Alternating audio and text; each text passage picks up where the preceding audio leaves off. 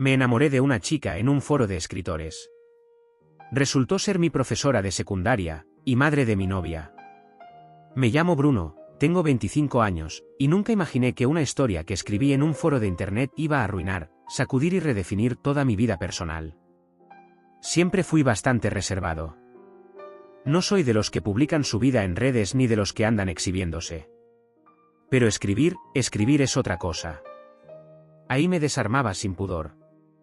Era mi forma de gritar sin hacer ruido. Fue durante la pandemia cuando empecé a escribir en un foro de literatura anónima. Cada usuario tenía un seudónimo. El mío era Tinta Cruda. No era nada del otro mundo, apenas algunos relatos cortos cargados de melancolía, de obsesiones, de romances mal cerrados. Lo hacía para matar el encierro, pero también porque me aliviaba el alma. Una noche, alguien comentó uno de mis textos. Un comentario largo, profundo, como si me hubiera leído por dentro. El usuario se llamaba Silencio Azul. Le respondí. Así comenzó todo. Intercambiamos mensajes privados, compartimos textos, críticas, recomendaciones de libros. Después, pasamos a hablar por correo. Luego, por WhatsApp. Todo sin cámaras, sin nombres reales, sin fotos. Solo palabras. Y en ese intercambio de palabras, me enamoré. Silencio Azul tenía una forma de expresarse que me envolvía. Era culta, sensible, mordaz cuando debía, dulce cuando no lo esperabas. Podíamos pasar horas hablando de lo que sentíamos, de lo que no nos atrevíamos a decir en la vida real. Había una conexión indiscutible. Ella sabía cosas de mí que ni mis amigos sabían. Nunca pensé que alguien pudiera tocarme tanto, sin siquiera saber cómo se veía. Yo tenía pareja en ese momento. Sofía. Llevábamos 6 meses juntos. La relación iba bien, sin demasiados altibajos. Ella estudiaba arquitectura, y aunque a veces sentía que veníamos de mundos distintos, funcionábamos. O eso creía. Pero cuanto más hablaba con Silencio Azul, más me alejaba de Sofía sin darme cuenta. Me despertaba con ganas de leer sus mensajes, me dormía pensando en nuestras charlas. Hasta que un día, después de 3 meses de conversaciones cada vez más íntimas, Silencio Azul me propuso vernos. Dijo que no podía más. Que necesitaba saber si lo que había entre nosotros era tan real como parecía. Accedí. Nos encontramos en un café discreto, en el centro. Yo llegué 10 minutos antes, con el corazón explotándome en el pecho. Y cuando ella entró, sentí que me tragaba la tierra. Era Verónica, mi profesora de literatura de secundaria. Mi exprofe. La que me había enseñado a amar los libros. La que había sido mi primer gran crush adolescente. Nos quedamos en silencio. Ella también se sorprendió. Se tapó la boca, rió nerviosa. Me miró y dijo: No puede ser. Sos vos. Vos también sos vos, dije, sin aire. ¿Qué edad tenés ahora? 25. ¿Vos? 43. No supe qué decir. Nos quedamos ahí, riéndonos, sin saber si llorar o salir corriendo. Lo irónico era que, pese a todo, la conexión seguía intacta. La charla fluyó igual que siempre. Pasaron 2 horas sin que nos diéramos cuenta. Al final, nos fuimos caminando juntos. No nos besamos. No cruzamos ninguna línea. Solo nos despedimos con una mezcla de vértigo y culpa. Pero el golpe real no había llegado todavía. Unos días después, Sofía me invitó a cenar a su casa. Me dijo que quería que conociera por fin a su madre, con quien no convivía, pero que era su pilar. Fui nervioso, sintiéndome el peor ser humano del mundo por lo que había hecho a escondidas. Llegamos. Sofía abrió la puerta con una sonrisa enorme. Y cuando dijo mamá, te presento a Bruno.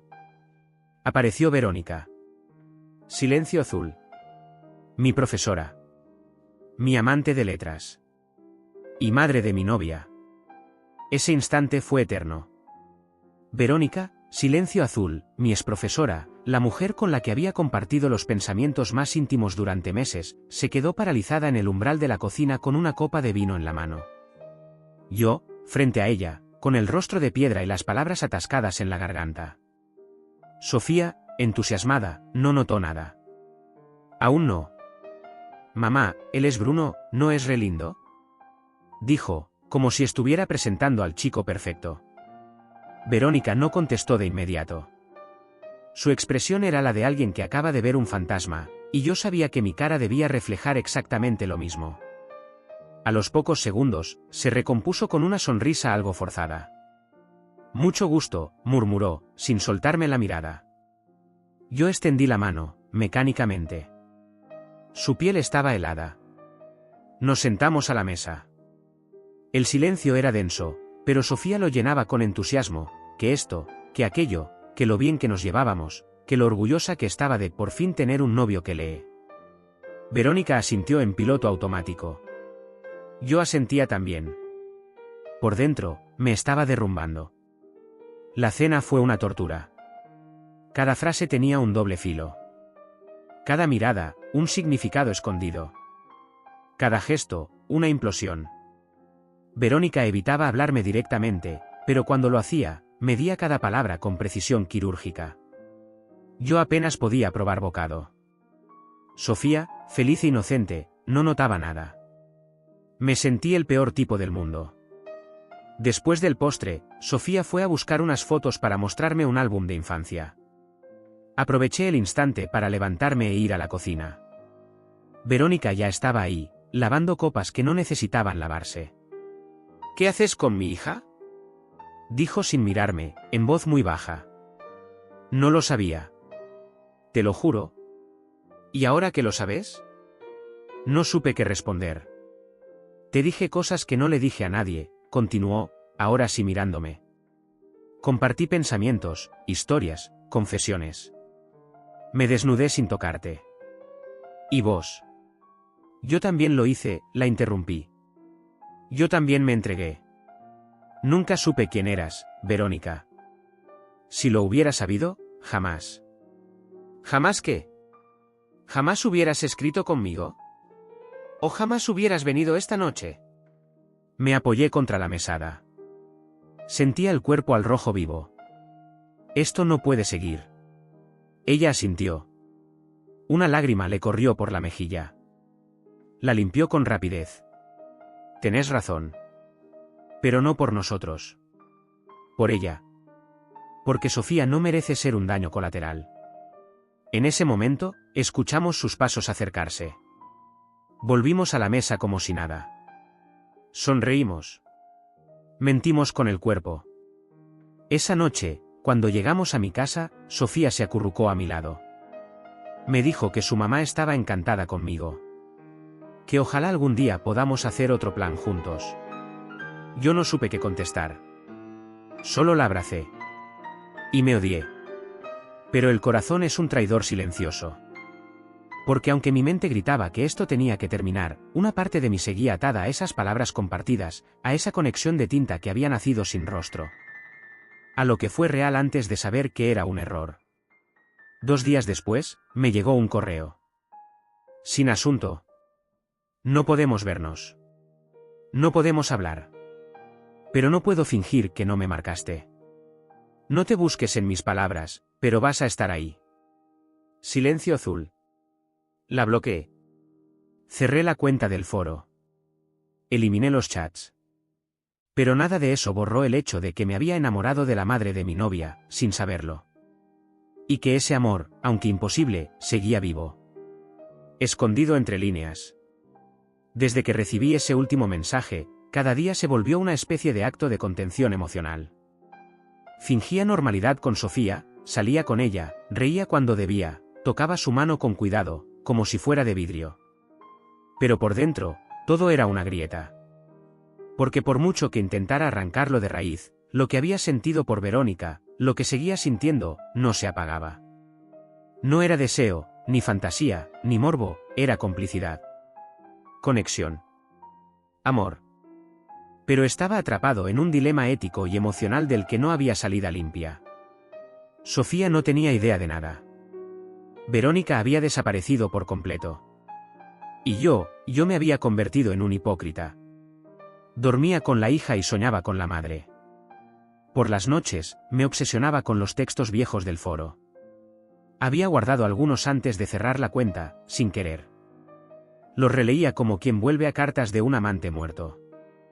Una parte de mí creía que si me los aprendía de memoria, quizás entendería mejor lo que había pasado. Pero lo único que hacía era extrañar a Silencio Azul.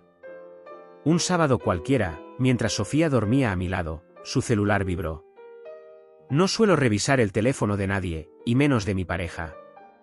Pero esa noche no sé qué me pasó. Tal vez una mezcla de culpa y paranoia. Tal vez solo un impulso. Lo agarré.